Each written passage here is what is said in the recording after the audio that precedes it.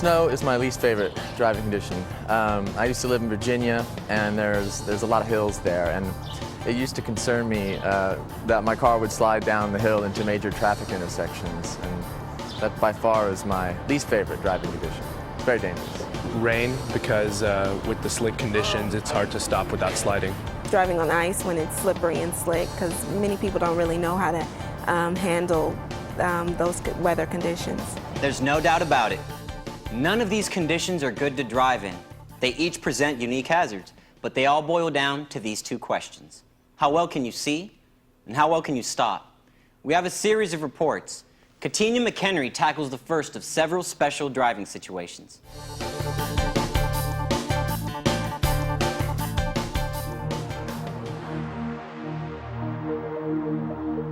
Fog is considered the most dangerous of all driving hazards. The best advice for driving in fog is don't. It's simply hard to see what's around you. If you must drive, then slow down and turn on your low beam headlights. The low beams help you to see and help others to see you. Driving instructor Zandrea Baldwin emphasizes to use low beams, not high beams. If you have your high beams on, the glare is going to come back toward you from the fog. The fog is pretty much like a light, and if your light is shining against the fog, it's going to glare back into your windshield, and it could actually cause temporary blindness. Because of the reduced visibility, it's vitally important to slow down and stay slowed down. Also, use the right edge of the road as a guide rather than the center line. This can help you to avoid running into oncoming traffic or from becoming distracted by oncoming headlights. And don't be too proud to ask for help. Get your passengers involved, have the passengers help you out, checking blind spots and things of that nature for you. If the fog gets really thick, signal and pull off the road to a protected area. Then wait for the fog to let up. While pulled over, turn on your emergency flashers to make your car more visible to others. A final note, whatever you do, don't stop in the middle of the roadway, no matter how thick the fog is. That almost guarantees that someone will hit you from behind. Again, it's best not to drive in the fog at all. If you have to, stay alert. I'm Katina McHenry.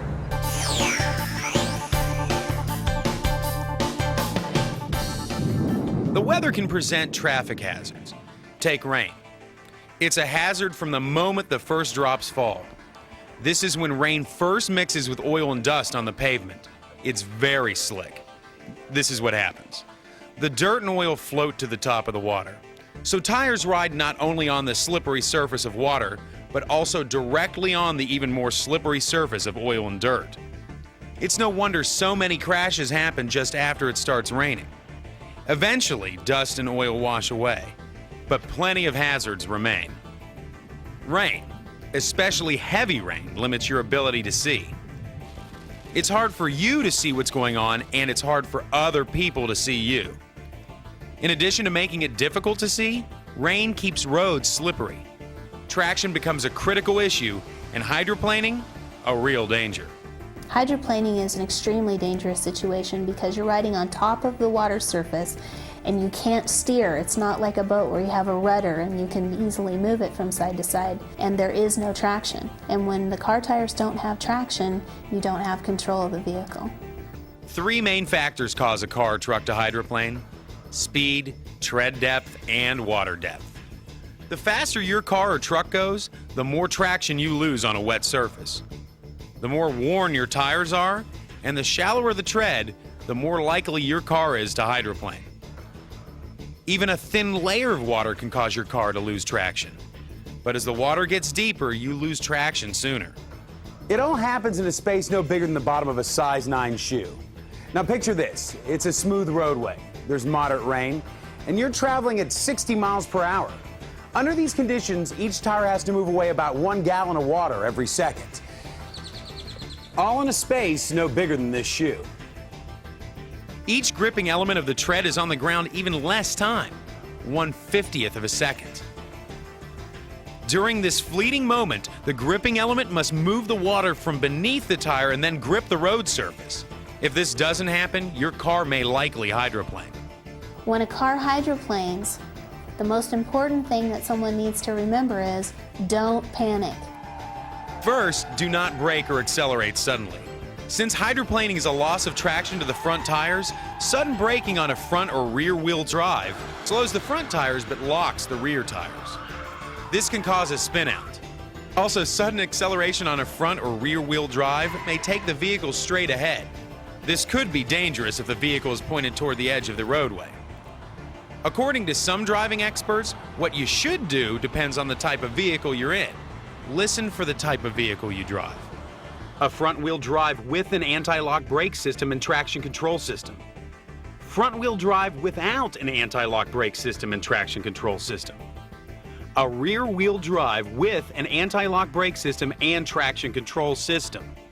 If you begin to hydroplane in one of these types of cars, then some driving experts suggest you do this.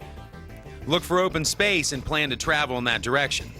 Stay slightly on the accelerator and steer gently toward the open space which you have identified. If you are in a rear-wheel drive without an anti-lock brake system and traction control system, then do this. Look for open space and plan to travel in that direction. Ease off the accelerator and steer towards the open space which you have identified. Traction control systems, by the way, have been installed in vehicles for a number of years now, but everyone may not be familiar with it.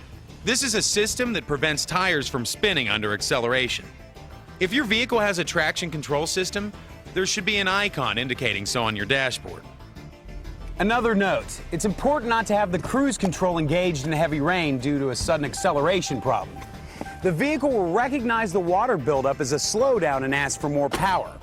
This need for more power may shift, causing the vehicle to shift to a lower gear and build more water under the tires. This causes a cycle of more power and more push on the front tires. You can avoid hydroplaning by making sure the tread on your tires is thick enough and by slowing down. Here's a good rule of thumb for checking your tread. Stick a penny upside down in your tread. If Lincoln's head is hidden, then your tread is thick enough. If the tread doesn't hide Lincoln's head, then your tread is too thin and you need new tires. When it comes to speed on a wet road, slow down by about 1/3 of what you would normally drive. For example, if you normally drive 60 miles per hour on a dry highway, slow down to 40 when it's wet. Of course, rain isn't the only precipitation drivers deal with. There's also ice. Ice on a roadway isn't like ice in a glass of water. You don't necessarily see it. If it's a sunny day, you can have glare on the road and it just appears that the roadway is wet when actually there is ice on the road, and it can catch you by surprise. If you have to drive on ice, slow down to a crawl. When it's freezing or near freezing, be extra careful on bridges, overpasses, and streets shaded by trees or buildings. These areas tend to freeze before the rest of the roadway, and they're the last to thaw out. If it's icy and you approach a curve, slow down before you get to the curve. If you suddenly slow down or speed up while turning, you will go into a skid. Like ice, snow can be deceptive too. Once it starts to pack down and then you have temperature changes where it melts some, freezes, melts some, freezes, then you end up with that icy condition again. And yes, you can see it, but it can still be very deceptive in terms of how slippery it'll actually be. Again, it's essential to slow down. If you're driving in packed snow, cut your speed to half of what you'd normally drive. To increase traction, use snow tires or tire chains placed over the tire tread. Whether you're driving in snow or rain, the American Automobile Association gives 7 tips for safer driving. 1. Prepare in advance. Clean your windows and lights. Check the tread and pressure of your tires. Check your windshield wipers, headlights, and other equipment to make sure they're in good working order. 2. Be extra careful. Drive slower and allow extra space between your car and others. 3. Drive in the tracks of the vehicle in front of you. Since those tracks are drier than the surrounding pavement, they provide better traction. 4. Give plenty of advance notice to other drivers. If you plan to turn or slow down, let other drivers know early enough so that they have time to react safely. 5. Be alert. Watch for pedestrians trying to get out of the weather. 6. Keep your low beam headlights on. This helps you to see better and helps others to see you. And 7, ease your way into turns or curves, avoiding any sudden starts and stops. A few tips for when you and bad weather meet out on the highway. I'm Ryan Wickram.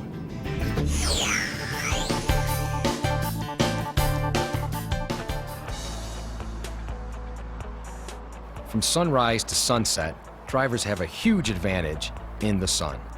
Although it's easy to take for granted, the sun makes it immensely easier for us to see. Once darkness falls, driving becomes a whole new ballgame. There's no doubt about it. Driving is a lot dicier after the sun goes down. Driving at night does present a whole new set of circumstances for any driver, a young driver or an older driver. Darkness itself is a hazard. Even people with the best of vision cannot see as well at night. To begin with, your field of vision is less. You actually see a smaller amount of space. Objects are not as sharp, you can't perceive dips and rises as well, and you have a harder time distinguishing colors. A person with excellent vision still needs to remember to slow down and be aware of all the hazards that could present itself at night. You can only see as far ahead as your headlights shine. That makes it harder to see pedestrians, cyclists, animals, obstacles in the road. So go slowly enough so that you can stop within the distance lighted by your headlights. If it's safe, use your high beams, especially on open highways. But always know when to change to low beams. If you approach another car from behind, or if you meet an oncoming car, then switch to low beams. High beams blind other drivers and increase the likelihood of a crash. To avoid being blinded, don't look directly at oncoming headlights. Instead, look to the right edge of your lane and watch the oncoming car out of the corner of your eye. A couple of other brief points. Never drive with just your parking lights on. Parking lights are designed for parking. They're not a substitute for headlights. And keep your windshield and your headlights clean. They can get real dirty real quick. It's easy enough to do. I give them a quick wipe when I'm at the gas station. It helps reduce glare, it helps the lights to shine brighter, and in general, it helps you to see much better at night. This is Jim Angelo.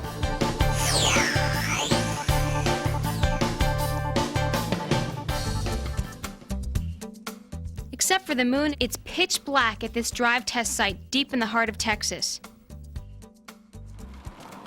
It's a perfect setting for some of the nation's most recent nighttime drive tests. These most recent experiments tested drivers' ability to react and stop at night. Dr. William Van Tassel is a traffic researcher. What we confirmed in these exercises is that drivers do have a harder time seeing at night. In these simulated pedestrian scenarios, drivers demonstrated much more delayed responses compared to daylight conditions. The result was that drivers had much less distance available to bring the car to a full stop. By contrast, drivers in daytime tests performed significantly better. Dr. Van Tassel says these tests, along with other research, clearly show the necessity for driving slower at night than during the daytime. But how slow is slow enough? Remember, you should always keep a space cushion between you and the other vehicle. At night, you should drive slow enough to maintain even more space. Good advice for anyone who gets behind the wheel after sundown. This is Kimberly Dykman.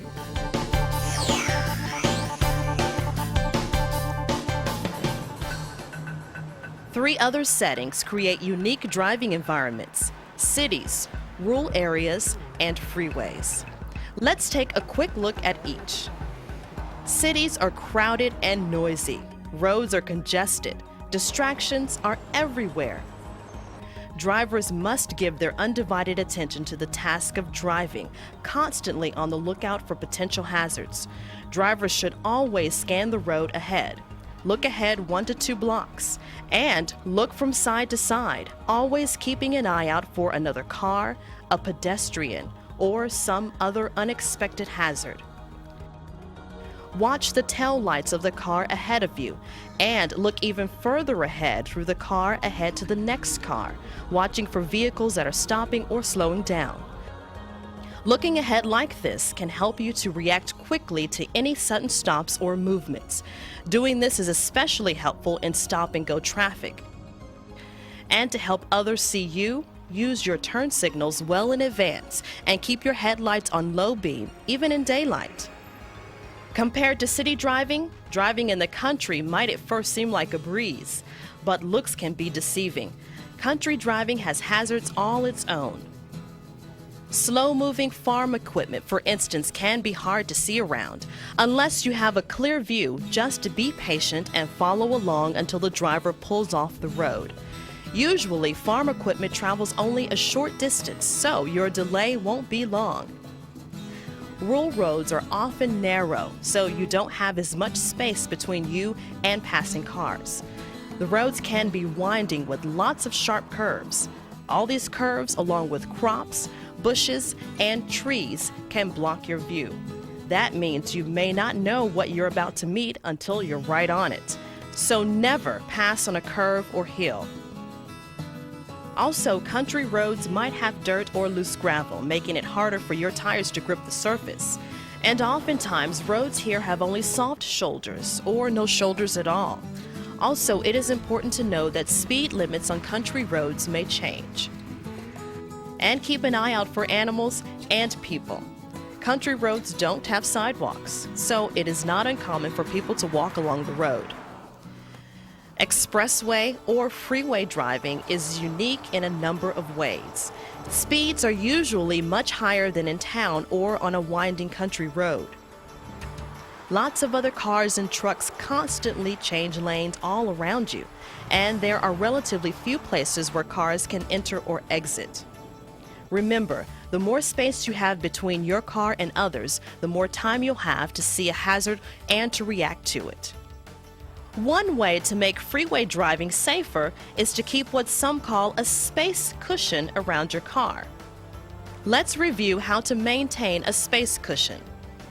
If all conditions are perfect, keep 3 seconds between you and the vehicle ahead of you. When the car or truck ahead of you passes a certain point, let's say that sign just to the right of the car, count 1001, 1002, 1003. If you finish counting before you get to the point you selected, that means you have an appropriate amount of space between your car and the one ahead. If you pass the sign before counting 1003, then that would mean you were following too close and would have to back off a bit. Add 1 additional second for any condition that is less than perfect. That can include heavy traffic, not feeling well, or other distractions. Add 2 additional seconds to your space cushion if it is raining or snowing. Rain and snow reduce both visibility and traction. If another driver cuts in front of you into your space cushion, just ease your foot off the gas pedal and slow down until you once again have a safe distance between you and the other car. So whether you're on a freeway, in downtown traffic, or out in the country, the key is to be alert so you can adapt to whatever unique circumstances you might be driving in. I'm Katina McHenry. That space cushion is a great idea. It sure is. Remember, no matter what driving situation you're in, ask yourself these 2 questions. How well can I see? And how well can I stop? And then adjust your driving accordingly. One other note, make sure you always evaluate the road conditions around you. Don't assume that road conditions will always be good. There's always a potential hazard out there. For instance, watch out for things like potholes and various kinds of debris. That can include all sorts of trash, or boxes, or even tree limbs. If you are in a mountainous or hilly area, watch out for rocks that may have fallen into the roadway. Or if you are in a road construction area, be on the lookout for poor road conditions or construction-related debris in the road. All of these present a potentially dangerous situation that could lead to a crash. Now, there are some steps you can take to help avoid these road hazards. For one, don't follow vehicles ahead of you too closely. If you are too close to the car or truck in front of you, then you might not see a potential hazard just ahead. Also, scan the road. Scan 1 to 2 blocks ahead, looking from one side of the roadway to the other. And be in tune to warning signals from other drivers, such as tail lights or turn signals coming on. And watch your speed. Travel at a slow enough speed that will let you react safely if you do see a hazard in the roadway. They're there, day and night. Invisible forces tugging, pulling at you while you're behind the wheel. You can't escape them. Next on Wheels in Motion.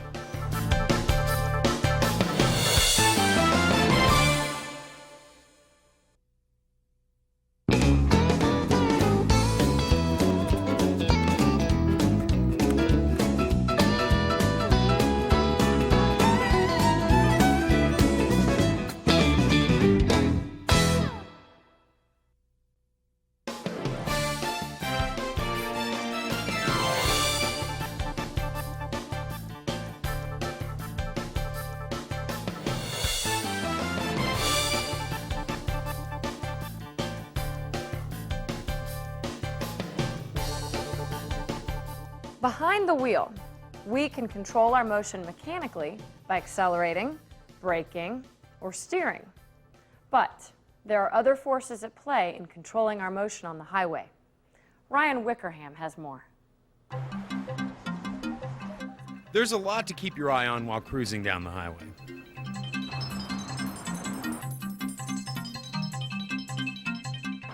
But there's also a lot going on that you can't see.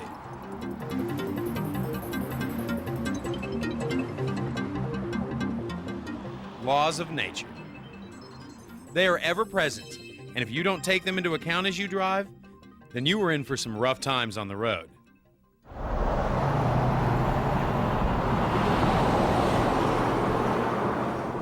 This driver just experienced a natural law called centrifugal force. The force that seems to be making you move toward the outside of the turn, we call a centrifugal force, but it's actually just your body trying to keep going in a straight line as the car turns around the corner. To offset the power of centrifugal force, you have to do two things when you approach a curve: slow down and make the turn tight. This will help keep you safely in your lane. It's vital to match your speed to how tight the curve is and how much it's tilted. And there are highway signs that indicate on them what a proper speed is for that particular curve. Have you ever come to a quick stop and had something like this happen? Let's look at this again, this time in slow motion. This is the effect of another natural law, inertia. Your body has inertia. You've been moving along at a constant speed in a straight line, so forces have to act to bring you to rest as the car is slowing down as well. If your seatbelt is fastened, the seatbelt pulls you back and brings you to a stop. The same law of inertia applies to every object carried in the car. If you have packages or tools in the back seat, they've been moving along at the speed of the car, and when the car stops, the objects have to be brought to a stop as well. It may seem like we are not moving at all when we're riding in a speeding car. After all, everybody and everything looks stationary. The truth, though, is that everything and everybody in the car is speeding. If the car is going 60 miles per hour, then any passenger and any item in the car is traveling at 60 miles per hour too. If we could peel the side and top away from the car, this might seem more obvious. If the driver applies the brakes and the car comes to a sudden stop, the passengers and the other items in the car don't stop. They keep speeding forward at 60 miles per hour. They don't stop until they hit something.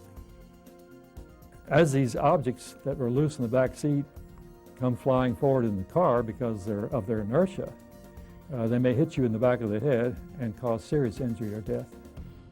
You can prevent the effects of inertia from hurting you or others in your car. The solution is straightforward. Don't allow loose objects in your car. That includes people. First, see if there are loose items inside your car. If there are, secure them. Put any large items in the trunk.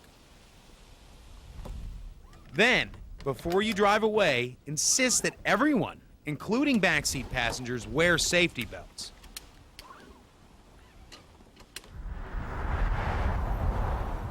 Gravity, another natural force. If you've ever driven up a hill or bridge, then you've felt the effects of gravity on your car. When you're going uphill, gravity pulls against your car. You may have to speed up before you reach the hill to maintain your speed, or you might have to switch to a lower gear. Going downhill, gravity tugs at your car, bringing it downhill faster. To offset this pull, you may need to shift to a lower gear or apply your brakes. Friction is another natural force that affects driving.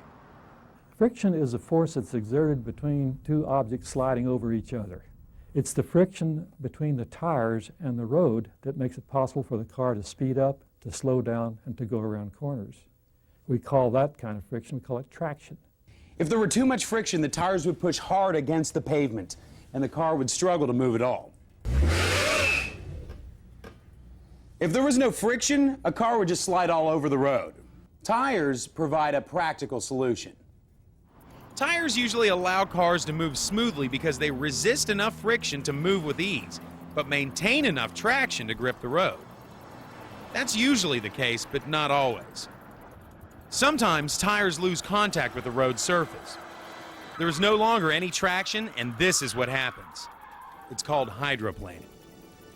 You can't control at all how fast you're going or the direction you're moving. The car just begins to slide along at a constant speed as though you're on a completely icy surface.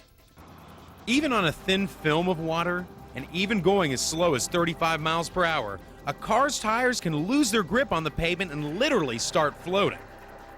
It's important then to slow down on wet surfaces. You never know when hydroplaning may start. Since the other factor that determines whether you're going to hydroplane is the depth of the tread on your tires, be sure that your tires are not worn down. Be sure that you check them regularly. Sometimes vehicles go into a skid. A skid is different from hydroplaning.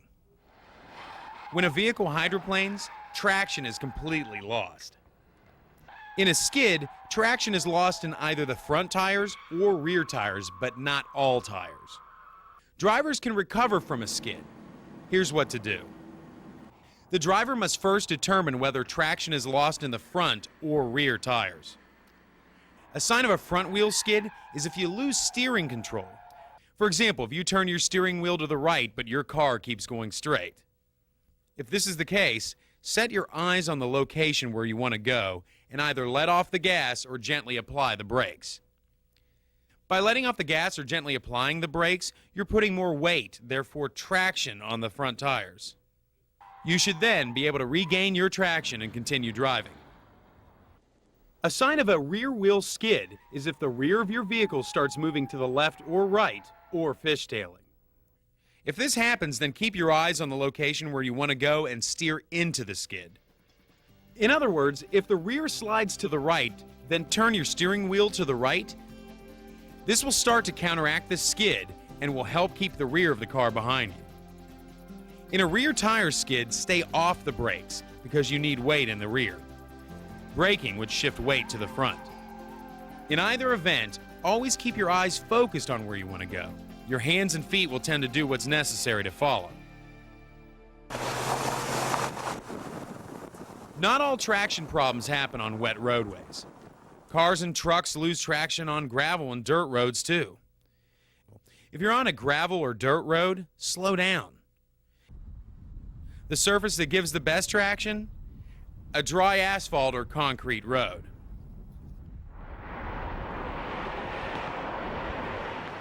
This pickup is building both momentum and kinetic energy, two additional natural forces. The amount of momentum a car has is equal to its mass or weight multiplied by its speed or velocity. And the larger its mass and the faster its velocity, the more momentum it has. There's another way of discussing how objects move, and that's to talk about the energy that they have, the energy of motion. Kinetic energy is the name we give to the energy an object has because it's moving. You have to overcome this energy in order to stop your car. That's why stopping distance is so important.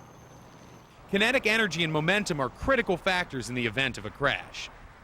When you stop the car, all that kinetic energy has to go somewhere. And the only place it can go typically in a collision is into crushing materials out of which the car is made or out of which the object it runs into is made. And that means that the more kinetic energy the car has, the more damage that's going to occur in a collision. Speed is a critical factor for the driver because that's the one thing the driver can control. Once you get into the vehicle, the weight or mass is determined by that particular vehicle. But you can control your speed. And so driving at lower speeds means your vehicle has a smaller amount of momentum and therefore would result in less damage when you strike some object. Kinetic energy, momentum, inertia, gravity, centrifugal force. No matter how good your brakes are, no matter how sophisticated your car's engineering, no matter what's under your hood, the laws of physics are always at play. It's up to each individual driver to know that these natural laws are here and to know what to do to counterbalance them. I'm Ryan Wickery. Physics. It's not just for science books. This is real stuff that we all have to deal with. Listen to these first-hand experiences. I was driving down the highway, and I guess I was going a little faster than I should have been because I was coming into this curve, and the force just pulled me further and further to the outside. I was just going too fast and pulled me all the way off the road, and that's when I crashed.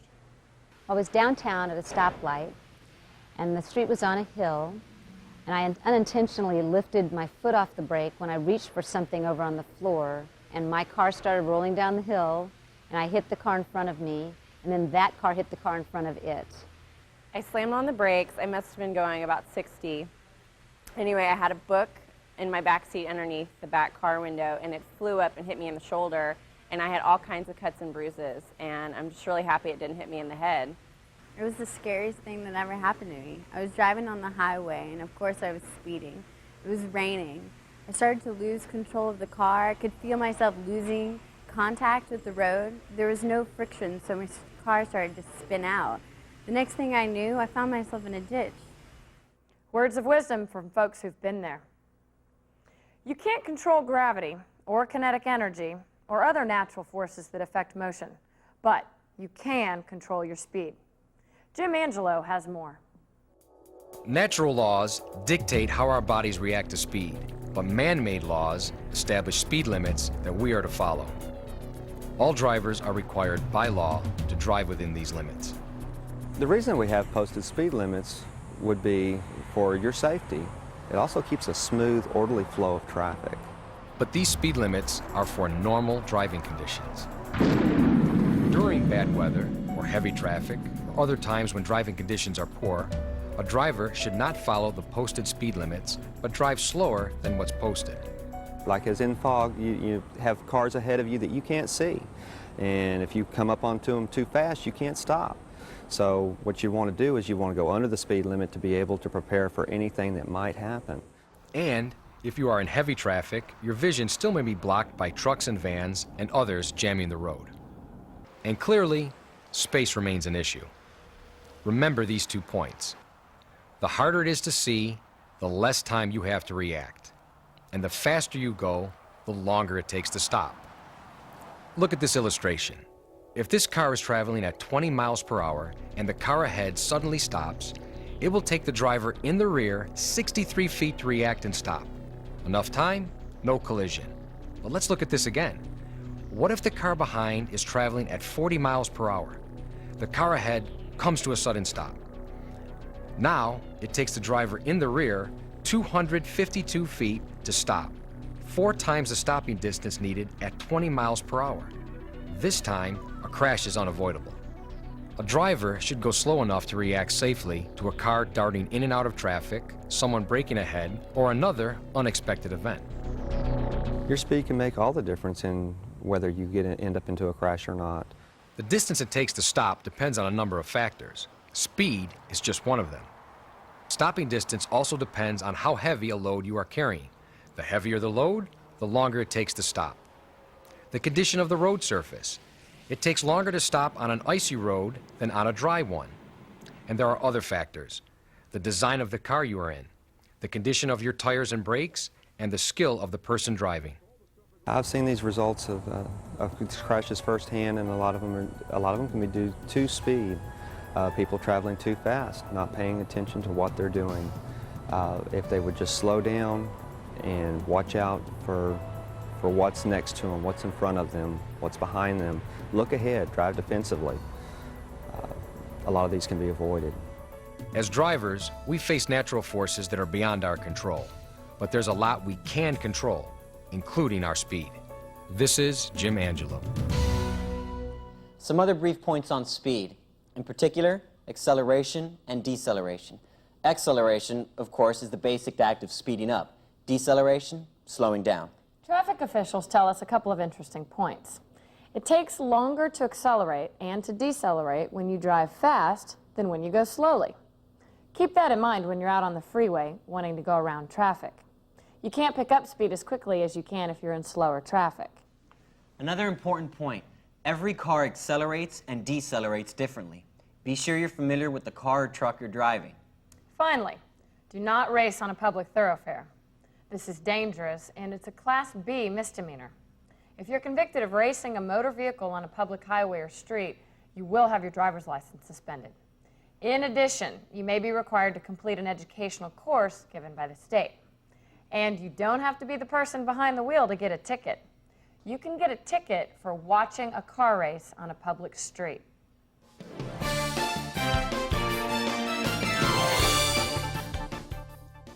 We call this the bump, bump, bump technique.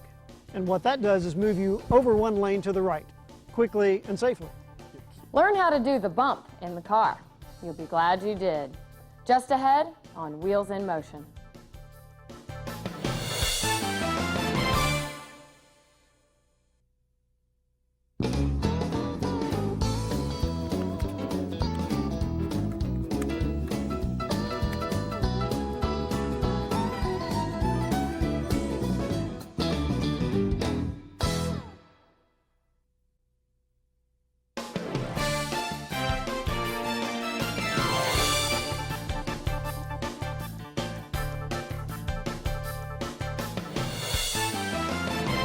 How you drive depends on what you see and how you react to what you see. We're here in Brazos County, Texas, at what looks like a huge parking lot. But it's actually a driving test area. This is where some of the nation's leading traffic researchers conduct tests to see how drivers react to what they see. And we're going to be here in a few minutes to see some of these tests. But first, Katina McHenry fills us in on just how much driving depends on what we see. What do we see while we're behind the wheel? What don't we see? The answers may not be so straightforward. Research shows that what registers in our brain is what we expect to see, not necessarily what we really see. So, for instance, a person driving a car expects to see other cars on the road. When the driver encounters a bicyclist, the driver may appear to look right at the cyclist, but she doesn't register with the driver at all. Or perhaps we become desensitized to areas we're most familiar with. And then sometimes we don't see something because it's physically hidden from our view. Other times, a blind spot inside our own car blocks our view. And then there are distractions. In the car, there are CDs, the radio, the glove box, hamburgers, sodas, cell phones, you name it. Outside, pedestrians, billboards, animals, all kinds of activities. Even tinted windows can be a distraction. The list of distractions goes on and on. Let's consider, for instance, a driver eating a burger. That's kind of a double whammy in my opinion. Traffic researcher Dr. Michael Manser says eating the burger causes the driver to be distracted mentally and physically. If you're eating a hamburger, your hand is holding that hamburger. It's not holding the steering wheel. It's commanding your attention. You're trying to make sure that food's not falling in your lap. You're trying to make sure you don't bite into your finger or whatever it may happen to be. Or take a driver changing the track on a CD player. By the time the driver looks to the CD button, puts his finger on the button, searches forward, and then gets his hand back on the wheel, some 3.5 to 4 seconds may have passed. What's 3.5 to 4 seconds? When you consider that at 60 miles per hour, your car travels approximately 90 feet in just 1 second, then in 3.5 to 4 seconds, you can cover a lot of ground. Remember, in just 4 seconds at 60 miles per hour, you travel more than the length of a football field. In that 3.5 to 4 seconds, lots of things can happen in front of you. The lead vehicle can slam on its brakes, object can, a deer or a dog or something can run out in front of your vehicle. A pedestrian can go into the crosswalk. Dr. Manser compares a driver's mental resources to a pie. Suppose a fraction of your mental resources is devoted to watching the cars around you, and another fraction to watching your speed, and another fraction to adjusting your windshield wipers, and another to changing lanes so you can make an upcoming exit. If you add any additional tasks, such as talking on the cell phone, then something else will have to give. Unfortunately, that sacrifice would have to be some level of attention to what should be your primary driving task. Different drivers are distracted by different things. Studies show that young drivers are most often distracted by food or by the radio or a CD player, something inside the car. Older drivers are distracted most often by something outside the car, someone on a sidewalk, for instance. Dr. Manser says that distracted drivers are more likely to crash into something or someone in front of them. If you tend to look at things outside the car, then look just long enough to get the information and then get your eyes back on the road in front of you. If people inside your car tend to distract you, then let them know. You need to limit your exposure to the conversation with your friend. So ask them to be quiet when things get a little hairy, you know. Don't be afraid to tell them to be quiet or pipe down or, you know, stay out of the conversation for just a couple minutes while you address a situation in front of you. Despite all the things drivers don't see, drivers do see a lot all around them. That's why traffic experts say to constantly scan the roadway, looking in all directions over and over again. When it comes to looking ahead, research again shows generational differences. Younger drivers typically look at the vehicle in front of them, or they look at the bumper of the vehicle in front of them. Their visual search pattern is very close to their own car. It's very limited in space. Older drivers tend to look far ahead. They tend to look very far out in front of their own vehicle. They will be looking 5 or 10 or 15 cars out in front. They're looking at road signs. They are actively scanning the environment. Dr. Manser says that older drivers tend to have it right as far as looking ahead, a practice young drivers should copy. When it comes to monitoring what is alongside you, don't rely on your peripheral vision. My peripheral vision is misleading. It's not very accurate, and it's going to give me false information. For instance, you may be on a freeway and want to change lanes. The car next to you appears through your peripheral vision to fall back behind you. But don't trust your peripheral vision. Don't change lanes until you have looked directly at the car or see it in your rear view mirror. Your peripheral vision may have told you the car dropped back quicker and farther than it actually did. In fact, the car may still be in your blind spot. And remember this technique to help expand your view into your blind spot.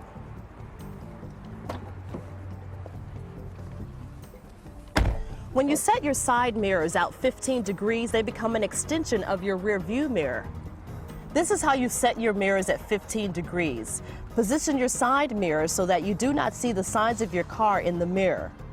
Instead, adjust them this way for the left side. Lean your head over so that it's even with the window, and adjust the mirror so that you can barely see the sides of your car from this position. Then adjust the right side mirror. To do that, first, find the center of your car. Every car has something to mark the center, a dome light or a rear view mirror. Put your head at the center point of that car. Then adjust the right side mirror just as you did the left. Again, this expands your view into your blind spot. You actually can see more. If you don't do this and keep your outside mirrors close in, then you just duplicate what your inside rear view mirror already shows you. With mirrors set this way, the driver has full coverage of everything behind and to the side. This gives the driver seamless contact with vehicles approaching from behind, first in the rear view mirror, then the side mirrors, and then in the driver's peripheral vision. It may take about 2 weeks to get used to this new mirror setup and to let your eyes and brain adapt to the new perspectives. Setting your mirrors like this is just one more way to help you stay alert and better scan the roadway. I'm Katina McHenry. Staying alert in the car. That's what it's all about. It sure is, absolutely. Well, as you can see, we're back here in the driving test area. Now, we've been following some folks around to see just how well they react to emergencies. Dr. William Van Tassel is one of the researchers at work here. Doctor, this is a nice research lab you got here. It sure is, isn't it? Yeah. Describe to us what these drivers have been doing out here. Well, this first test is designed to show how drivers react to an emergency situation that occurs in front of them. What we have here are 3 traffic lights suspended above 3 lanes. The drivers approach these lanes about 35 miles an hour. First, as they come up, all the lights are yellow, and then they switch to a combination of red and green. But the drivers don't know which lanes are red or blocked or green or clear. So when the lights change, the driver instantly has to make a very quick lane change to either side. And what does this demonstrate? This simulates a situation where a driver would have to make an emergency lane change on a real highway, similar to the report that Michael Manser gave earlier. And these are just amateur drivers, right? That's right. All right, well, we caught up with some of these drivers before they took the test, and we asked them how they thought they would do. Check it out. I don't expect it to be too much of a problem. Basically, I've had to do this before out in real life, so I don't expect this to be too difficult. Well, I'm a little nervous because I'm not a great driver, and it's not a natural situation. It's a little more technical, so I'll probably get a little tense towards the end. It seems like a pretty normal driving maneuver. I think we're going to be able to do this. We're going to be able to handle this.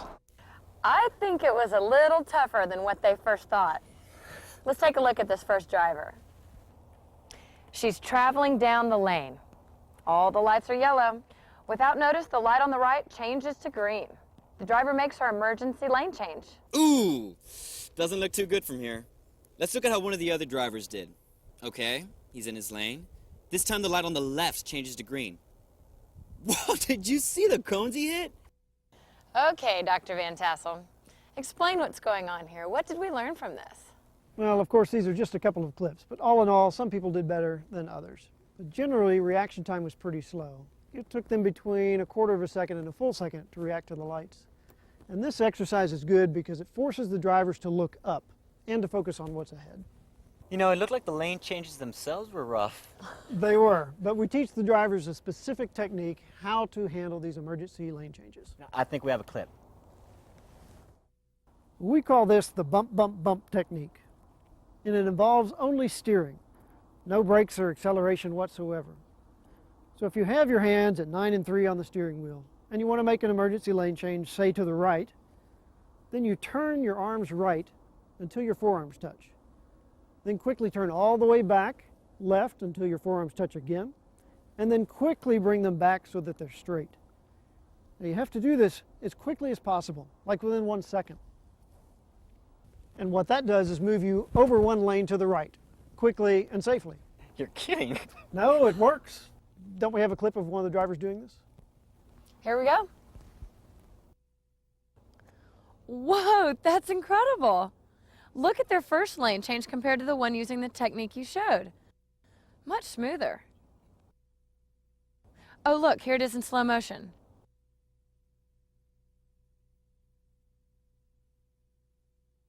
She turns to the right, forearms touch, to the left, forearms touch, and to the center. Wow, she's suddenly one lane over to the right. So remember that if you ever have to make an emergency lane change.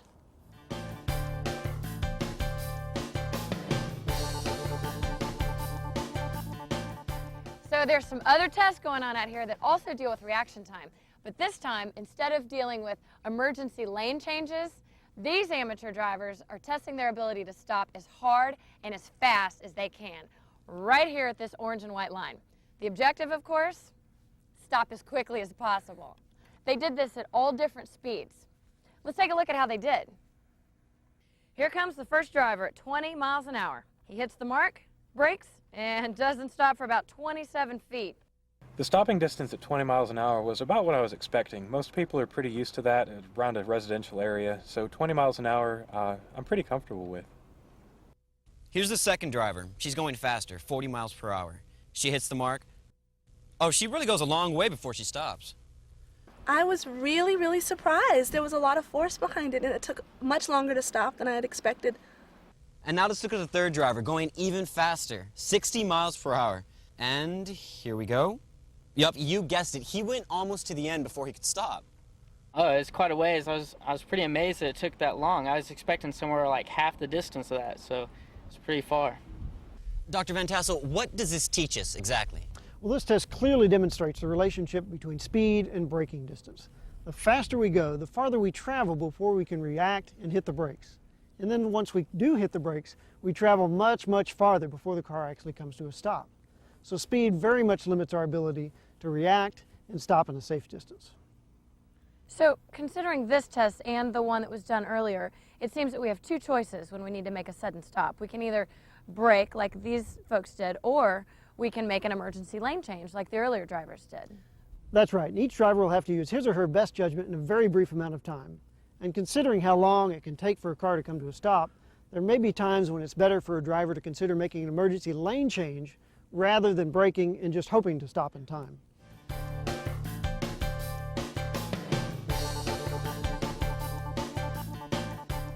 This next experiment shows how to pull out of a skid and what to do in a spin. And again, it all has to do with vision and perception, right? Yes, in particular, this test shows how focusing on a visual target can help you recover from a skid. Okay, let's take a look at the video. The driver here goes into a skid and appears to just completely lose control. You can imagine what would happen if this were a real highway. So this next driver is going to go into a skid, and he's just going to focus on a visual target, right? That's right. Do you mind explaining that to us? Well, what happens is when you go into a skid, you should immediately pick out a distant visual target, something always down the road, perhaps the road itself or a distant tree or sign, and try and keep your eyes focused on that target. When you do that, your brain will automatically tell your hands and feet what to do. And as these drivers' tests show, drivers will recover from a skid earlier than those who did not use a visual target. So keeping your eyes focused on where you want to go is really important. That's right, but your hands and feet play critical roles too. For example, let's take a front wheel skid. You know you're experiencing a front wheel skid when you lose control of your steering. Say you turn the wheel to the left and the car keeps going straight. The problem is there's not enough weight on the front tires. The driver in this case should actually ease off the gas, gently apply the brakes. Now this will slow the car, but more importantly, it'll transfer weight over those front tires so that the tires will eventually regain traction.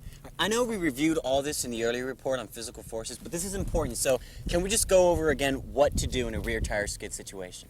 But believe me, I don't think you can review this stuff enough because we do treat a rear tire skid differently than a front tire skid. With a rear tire skid, the driver starts to feel the rear of the car sliding to the left or right, or fishtailing. And in this case, a bit of acceleration is actually appropriate. The driver will accelerate a little bit. This will transfer the weight to the rear of the car, but simultaneously the driver needs to steer in the direction of the skid. For example, if the rear of the car moves left, the driver should turn the steering wheel to the left. Okay, let's take a look at the video clip. I really want to show how important it is to focus on where you want to go. Okay, here comes the driver. She's been told to focus on that red and white pole down there. She loses control. Wow, look at that. Look how she pulled out of the skid. That's amazing. And here's another driver. Let's watch. Oh, there he goes. He's focusing, and he pulls out of it. Yes, it's an easy enough technique. Just have to think quickly and remember to do this when you get into a skid.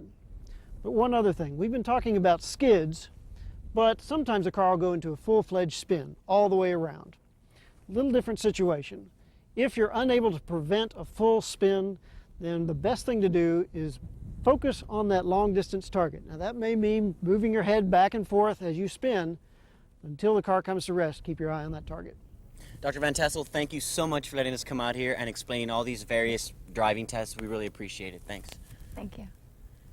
One time when it's especially hard to see is when we back up. Our vision is severely reduced. We've got blind spots to deal with. It's very hard to see small children or pets. On top of that, a car's steering response is different when you're backing up. Some suggestions.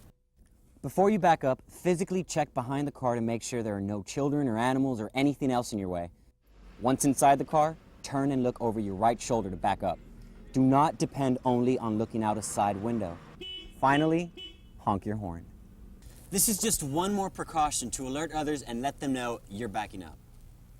Here's something that can help your driving immensely. Believe it or not, a lot of folks who are supposed to wear glasses or contact lenses don't always wear them when they drive.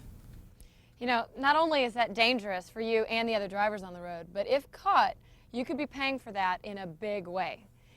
Any person who is required to wear corrective lenses while driving and is caught not wearing them may be fined and have his license revoked or suspended. You should know if this pertains to you. It says so on your driver's license.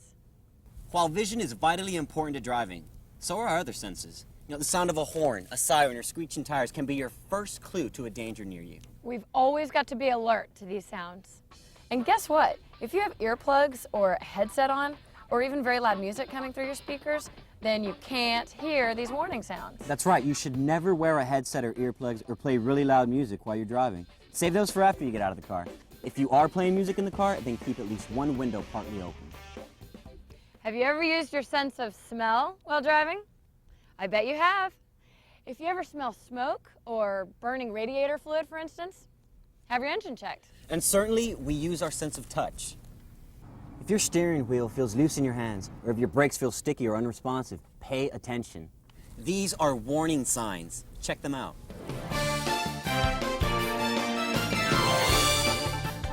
Crossing this intersection is like playing chicken.